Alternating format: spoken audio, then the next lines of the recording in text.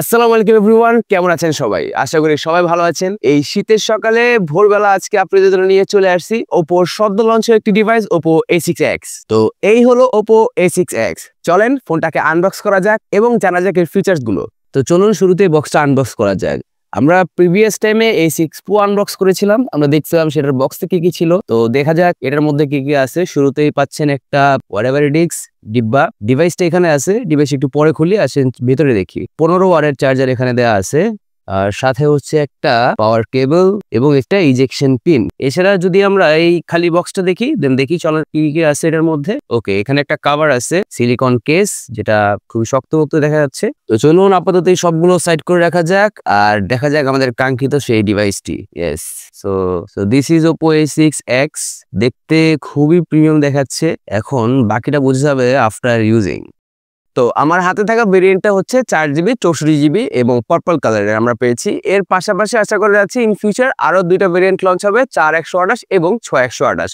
But ওটা কবে launch হচ্ছে, প্রাইস কত রাখা হচ্ছে, এই সব কিছু সাসপেন্স রাখা হয়েছে। আমরা খুব কষ্ট করে এটার দামটা আনছি, যেটা হচ্ছে 13,990 টাকা। অর্থাৎ 464 ভেরিয়েন্ট আপনি পেয়ে যাচ্ছেন 14,000 টাকায়। শুরুতে আসি হ্যান্ডফুলের উপরে। যেহেতু হাতের উপরে ফোনের সব কাজ, তাই হাত দিয়ে ধরে মজা না পেলে সেই ফোন চালায় শান্তি নেই। তো এইটা ধরতে একটু শুরুর দিকে প্যারা খাবেন, কজ ফোনটা বেশ চওড়া এবং একটু মোটা সোটা আছে। রাউন্ড শেপের হওয়ার কারণে দেখতে সুন্দর লাগলেও শুরুর দিকে আপনি হ্যান্ড ফিলটা নিয়ে একটু প্যারা খাইতে পারেন, বাট আস্তে আস্তে ইউজ টু হয়ে যাবেন। এছাড়া ডিজাইন বা আউটলুকের কথা যদি বলি, তাহলে ব্যাকশেলটাকে অ্যান্টি গ্লিয়ার করা হয়েছে, যেটা স্ক্র্যাচ প্রুফ বডি। এছাড়া ক্যামেরা কাট আউট বেশ সিম্পল এবং মিনিমালিস্টিক রাখা হয়েছে। তো আদার যে এটার কম্পিটিটর ব্র্যান্ডগুলো আছে, লাইক ভিভোর কথা যদি বলি, ভিভো Y04, টেকনো কথা বললে টেকনি স্পার্ক গো টু। হ্যাঁ, স্পার্ক গো টুর সাথে অনেকটা সিমিলার এটার ডিজাইনটা, বাট এটার ক্যামেরা পাঞ্চল কাট আউটটা একটু ডাউন, ওটা একটু উপরে ছিল, এটা একটু ডাউন আছে। এই দিক দিয়ে ডিফারেন্সিয়েট করছে এটা। এছাড়া অলমোস্ট সিমিলার লুক বলা যেতে পারে এটার মধ্যে। এই রেঞ্জের মধ্যে আসলে এর থেকে বেটার আশা করলে আপনি আমি দুজনেই বোকা হয়ে যাব। এছাড়া প্রয়োজনীয় পোর্শন বাটন সবকিছু এটার মধ্যে দেওয়া আছে।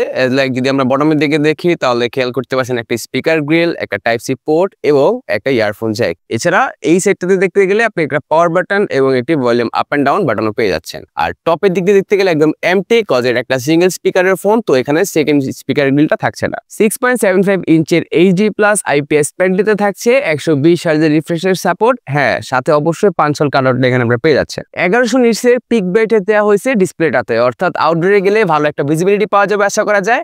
তো প্র্যাকটিক্যাল লাইফে কতটুকু কি পাওয়া যায় সেটা আমরা আপনাদেরকে অবশ্যই জানাবো আমাদের টেস্টের মাধ্যমে। অবশ্যই চ্যানেলটিকে সাবস্ক্রাইব করে রাখবেন, কজ এটা নিয়ে একটা ডিটেল ভিডিও আসবে খুব শীঘ্রই ইনশাআল্লাহ। ডিভাইসটিতে Oppo ইউজ করছে Qualcomm Snapdragon 685, যেটা 2.8 GHz এর ম্যাক্স ক্লক স্পিড রাখে। অর্থাৎ এই বাজেট রেঞ্জে নো আদার ডাউট এটা একটা বেস্ট চিপসেট বলা যায়। মার্কেট অ্যানালাইসিসে দেখা গেছে যে 35,000 টাকা অবধি এই সেম চিপসেটটা সেম ক্লক স্পিড দিয়ে মার্কেটে আসছে। তো ওইখানে 14,000 টাকা Oppo নিয়ে আসছে, তো ইটস আ গুড ডিল। 2025 সালে আইসা 464 একটা ফোন 14,000 টাকা দিয়ে কিনা কতটুকু অর্জিত সেটা আপনারা ভালো জানেন, কজ বর্তমানে 464 খুব একটা চলে না। 2025 সাল প্রায় শেষ, 26 সালে আসবে, তো নতুন কিছু আমরা আশা করছিলাম Oppo থেকে। আগেই বলেছিলাম ফোনটা একটু চওড়া, একটু ভারী, কারণ এটার মধ্যে ইউজ করা হচ্ছে 6500 mAh একটা ব্যাটারি, সাথে থাকছে 15 ওয়াটের চার্জার। এই জায়গায় ডিসঅ্যাপয়েন্ট করছে Oppo। ওদের প্রিভিয়াস জেনারেশনের ফোনগুলোতে ওরা 44 ওয়াটের ভোক চার্জার দিয়ে আসছে, বাট এটার মধ্যে কি মনে করে ব্যাটারি বাড়ায় চার্জার কমা দিছে আই ডোন্ট নো, বাট এখানে মাত্র 15 ওয়াটের চার্জার, অর্থাৎ এটা দিয়ে চার্জ করতে বেশ ভালো সময় লাগবে, অ্যারাউন্ড 2-2.5 ঘন্টা একটা চার্জে আপনার চলে যাবে। এর থেকে একটু বেটার চার্জার যদি তারা দিত 33 ওয়াট, সেটাও মানানসই ছিল, বাট হয়তো ওভারঅল প্ল্যানিং তাদের এরকমটাই, তাই এটা নিয়ে আর নতুন করে কিছু বলার নাই। ডিভাইসটি রিয়ারে Oppo ইউজ করছে 13 মেগাপিক্সেলের একটা মেইন শুটার, আর সাথে থাকছে একটা QVGA, যেটা কোনো কাজের না, ওটা নিয়ে পরে কথা বলবো না। আর ফ্রন্টে পাইতেছেন আপনারা 5 মেগাপিক্সেলের একটা মেইন শুটার, যেটা দিয়ে আপনারা বেশ ভালো কিছু ছবি তুলতে পারবেন। Oppoর ক্যামেরা নিয়ে আসলে তেমন করে কিছু বলার নাই, তার উপরে যদি এই বাজেট সেগমেন্টেড হয়, হ্যাঁ, তবে এটা কিন্তু একটা AI বেসড ক্যামেরা, আপনি এটা দিয়ে বেশ কিছু আই ক্যাচি ছবি পেয়ে যাবেন, as like social media ready ছবি পেয়ে যাচ্ছেন। বাট ডিটেলের দিক দিয়ে অনেক কমতি আছে, অলদো ফোনটা মাত্র আমাদের হাতে আসছে, তাই অমনভাবে কোনো কিছু বলতে পারছি না। বাট এই বাজেট সেগমেন্টে যতটুকু দেখলাম, হ্যাঁ, আই ক্যাচি বেশ ভালো কিছু ছবি পেয়েছি আমরা, কিন্তু ডিটেলস পাইনি। যদি আরো ডিটেল দেখতে চান, তাহলে ইন ফিউচার এখানে একটা ডিটেল ভিডিও আসবে ইনশাআল্লাহ, সেখান থেকে দেখতে পারবেন। এছাড়া গুগল ড্রাইভের একটা লিঙ্ক দেওয়া আছে, যেটার মধ্যে কিছু ছবি আমরা দিয়ে রাখবো, আপনারা অবশ্যই দেখে নিতে পারেন।